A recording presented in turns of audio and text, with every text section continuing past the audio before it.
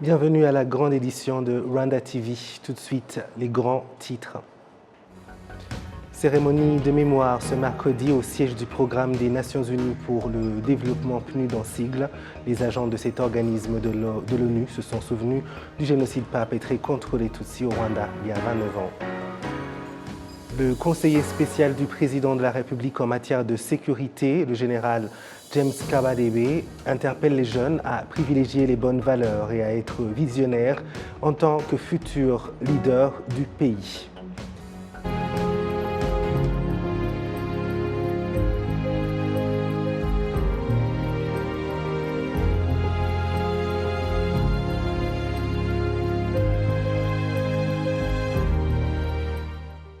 Encore une fois, bienvenue, chers téléspectateurs de la télévision rwandaise. Je suis David Carmel Ingabire et c'est une joie de vous retrouver. Cérémonie de mémoire ce mercredi au siège du programme des Nations Unies pour le développement, PNUD en sigle. Les agents de cet organisme des Nations Unies se sont souvenus du génocide perpétré contre les Tutsis au Rwanda il y a 29 ans. Le représentant du PNUD au Rwanda, Ozo Nia Ojielo, a indiqué son émoi en cette triste occasion, en se déclarant proche des victimes, mais aussi des familles qui y ont perdu les leurs lors de ces 3 mois d'horreur absolue au Rwanda. Mais il a loué la résilience des Rwandais et les efforts du gouvernement rwandais pour renforcer l'unité et la réconciliation entre les composantes de la société. Ozonia Ojielo a dit aussi apprécier également la façon dont le Rwanda se reconstruit en devenant aujourd'hui un modèle en Afrique, affirmant que les Nations Unies continueront à jouer un rôle dans le développement du pays. Cette cérémonie a connu la participation de plusieurs personnalités, certains diplomates, mais aussi du ministre en charge de l'unité nationale et de l'engagement civique. Vous suivez la grande émission de l'information sur la télévision rwandaise. Les rescapés du génocide perpétré contre les Tutsis au Rwanda en 1994 reconnaissent l'importance des programmes de thérapie pour accompagner ceux affectés par les traumatismes. Janeza Jean-Marie-Jeanne était en 1994 dans le village de Karambi du secteur de Nyamata. Il avait ses 2 parents et il était l'aîné de 4 enfants. Pendant le génocide contre les Tutsis, tous ses frères et sa mère ont été tués, ne laissant que son père. Dans son témoignage, elle a dit que le génocide perpétré contre les Tutsis l'a laissé grandement déprimé. Les experts en santé mentale indiquent que les programmes de discussion en groupe parmi les survivants les ont beaucoup aidés à faire face au trauma. Le ministère rwandais de l'unité nationale et de l'engagement civique, de son côté, dit qu'il continue de travailler avec différentes organisations afin de construire la communauté rwandaise qui guérit de ses blessures intérieures. Une étude menée par le Centre biomédical au Rwanda en 2018 a montré que le taux de dépression chez les survivants du génocide est de 27,85%. C'est pourquoi le ministère rwandais de l'unité nationale et de l'engagement civique et d'autres agences ont poursuivi leurs efforts dans des programmes pour panser les plaies psychologiques. Je vous l'ai dit en titre, le conseiller spécial du président de la République en matière de sécurité, le général James Kabarebe, interpelle les jeunes à privilégier les bonnes valeurs et à être visionnaires en tant que futurs leaders du pays, en apportant des changements percutant dont l'Afrique a besoin. Il a lancé cette interpellation ce mardi lors d'un échange avec les étudiants de l'Université africaine du leadership. Suivez ce récit de Patrick Nilidandi. Au cours d'un échange avec les étudiants de l'Université africaine de leadership basée à Kigali et qui portait sur le rôle du leadership éthique dans la résolution des défis sécuritaires contemporains en Afrique, le général James Kabarebe est revenu sur la marche de libération du pays par les FPR et l'arrêt du génocide perpétré contre les Tutsis, soulignant qu'un leadership bon et visionnaire était à l'avant-garde de cette lutte et a conduit au triomphe et au développement du Rwanda tel que le monde le voit aujourd'hui. The RPF had a well-defined vision, embraced by all fighters. Le FPR avait un objectif majeur, l'arrêt du génocide. Même si sur un plan global, c'était la libération du pays. Il y a aussi le souci de l'unité nationale, pierre angulaire du développement du pays. Ceux qui ont participé à cette guerre de libération savaient le pourquoi de cette guerre. Ils avaient soif d'atteindre cet objectif. Autre chose, c'est les bons leaderships que nous avions en notre tête avec notre président. La stratégie et le leadership nous ont guidés. L'Université africaine de leadership vise à préparer par l'éducation le futur leader éthique et entrepreneurial pour un avenir meilleur en Afrique. Et les étudiants en cette université sont originaires de plusieurs pays du continent.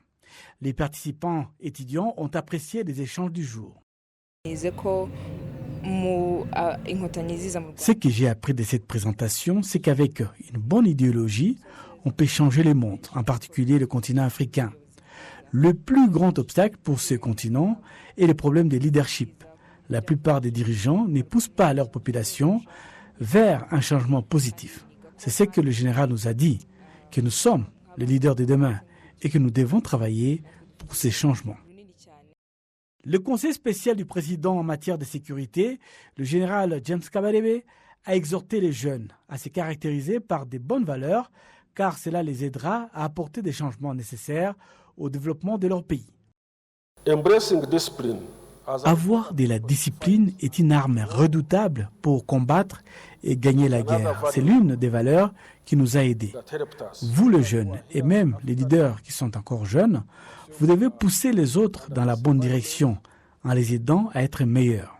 Le jeune d'aujourd'hui et vous autres jeunes étrangers qui vivent au Rwanda post-génocide, les leaderships actuels conduits par le président Paul Kagame pour reconstruire le pays doivent vous servir d'exemple pour changer votre façon de penser.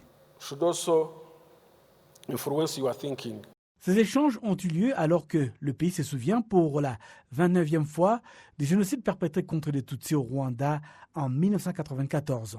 Les étudiants de l'Université africaine des leadership ont également pris le temps de rendre hommage aux victimes du génocide perpétré contre les Tutsis. Merci Patrick. La population du district de Rubavu, à l'ouest du Rwanda, se déclare préoccupée par l'idéologie génocidaire qui se propage toujours en République démocratique du Congo voisin. Elle affiche tout de même une vraie détermination à y faire face. Le secteur de Busasamana est frontalier de la République démocratique du Congo. Cette proximité permet à la population locale de traverser facilement la frontière. En conséquence, certains ont des amis proches vivant toujours dans ce pays. Parmi eux, il y en a même qui opèrent au sein du groupe terroriste d'FDLR. Ces habitants de Rubavu déplorent le fait que leurs amis sont obnubilés par l'idéologie de la haine, qui est le mot d'ordre des FDLR en République démocratique du Congo. C'est cette idéologie qui pousse ces derniers à rester dans les forêts de la RDC 29 ans après le génocide des Tutsis. Certains d'entre eux ont quitté le Rwanda en 1994, sont rentrés 2 ans après et ont repris encore une fois le chemin de l'exil. Pour Habyarimana et Mukamusine, 2 habitants de Busasamana, ceux qui refusent de regagner le Rwanda sont sous le joug de l'idéologie génocidaire qui pèse encore sur eux, à quoi s'ajoute la peur de faire face à la justice pour répondre des crimes commis pendant le génocide. Conscients de cette menace et de l'idéologie génocidaire entretenue par les FDLR, les habitants de Rubavu se déclarent résolus à dénoncer le moindre cas d'idéologie du génocide qui se manifesterait dans cette région, car, affirment-ils, c'est cette idéologie qui a ruiné le Rwanda jusqu'à emporter plus d'1 million de vies humaines pendant le génocide des Tutsis en 1994.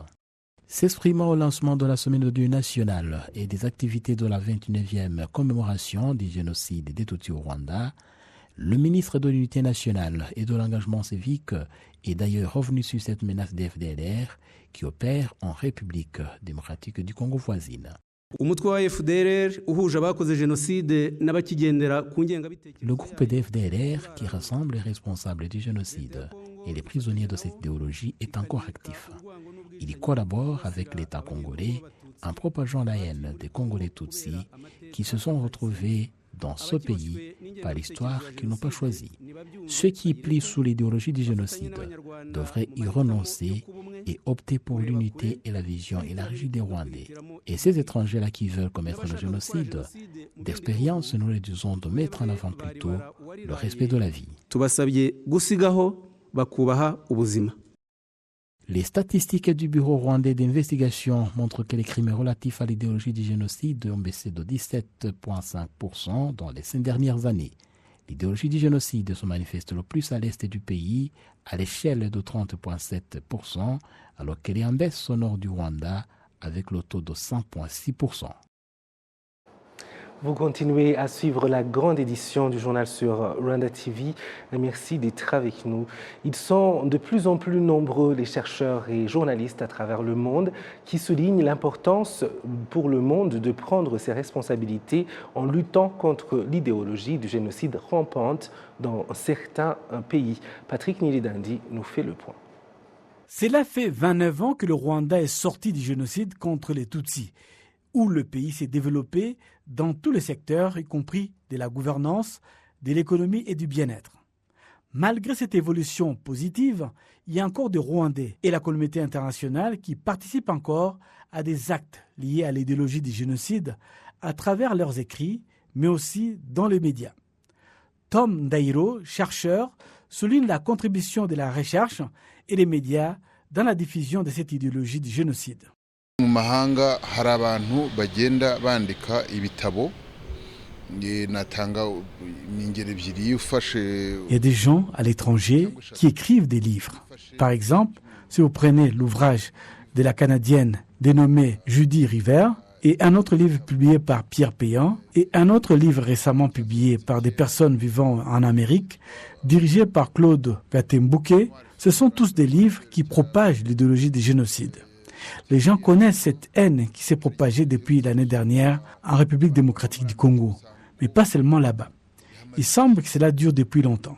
Si vous regardez ce qui a été dit sur Radio Bunia en juillet 1998, cela semble être similaire à ce qui a été dit sur Radio RTLM. Usanga ntaho bitaniye nabusa n'ibyavugira kuri radio RTLM.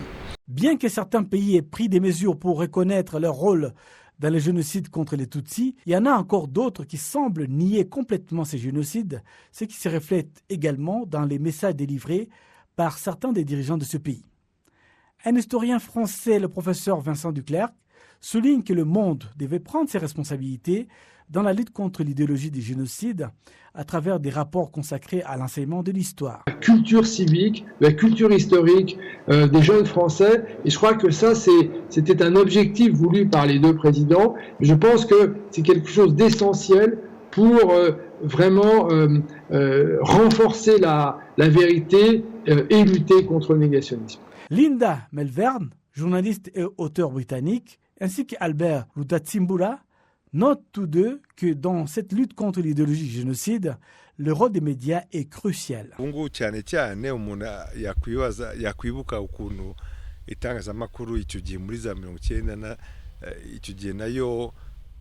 À cette époque, si vous vous souvenez, comment les médias des années 90 fonctionnaient. Cela nous montre que de nos jours, les médias doivent être au service de la vérité pour le public et aussi pour expliquer à leurs abonnés qu'ils ne sont pas induits en erreur par des fausses nouvelles.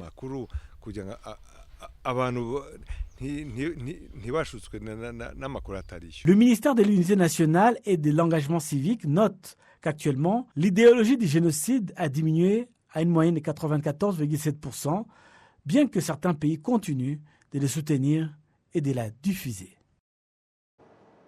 Les enfants orphelins des suites du génocide contre les Tutsis au Rwanda en 1994 indiquent que bien que le gouvernement prenne soin d'eux, ils ont besoin de familles qui les aident et qui les accompagnent.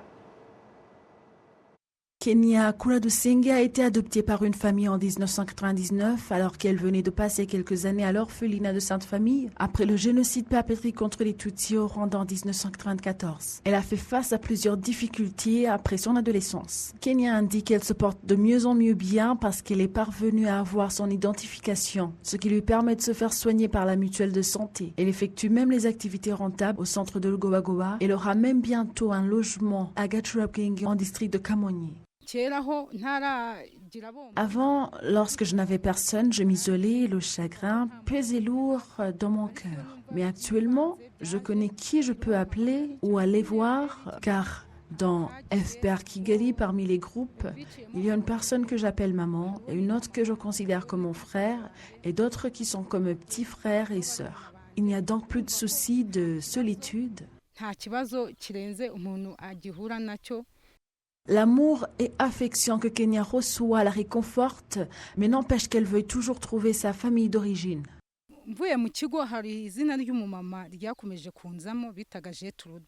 En quittant l'orphelinat, il y a un nom d'une maman qui me revenait souvent à l'esprit, le nom de Gertrude. Je ne sais pas si elle est de ma famille ou pas. J'ai une tache noire sur ma main gauche et une autre tache dans le dos et j'ai un grand nombril qui ressort. S'il y a un parent qui a perdu un enfant ayant une pareille identification physique, on pourrait en parler.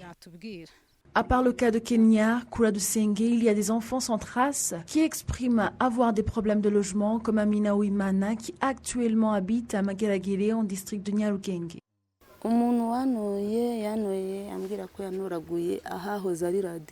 La personne qui m'a récupérée m'a dit qu'elle m'avait trouvé en ville, là où était située Radio Rwanda. Parmi les cadavres qu'il y avait, ma mère était morte, mais ceux qui l'avaient tuée avaient mis son sein dans ma bouche après m'avoir presque coupé tout le bras. Cette personne a été tuteur pour moi jusqu'à mes 8 ans, mais elle est morte et la vie a été difficile depuis lors. À 14 ans, je suis tombée enceinte et l'auteur de cette grossesse a été emmené en Ouganda alors que j'étais femme de ménage quelque part. J'ai été chassée 1 an après avoir mis au monde. On m'a pris mon enfant.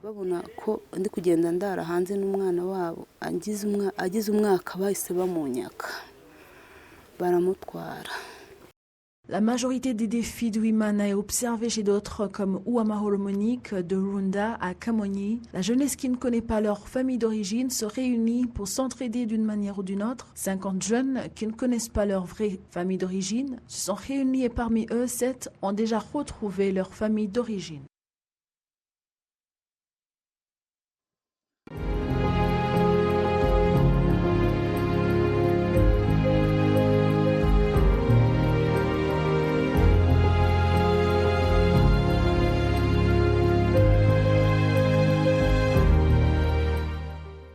Voilà, c'est tout pour ce journal. Merci de nous avoir suivis. Je remercie toute l'équipe qui m'a aidé à le préparer. Au plaisir de bientôt vous retrouver.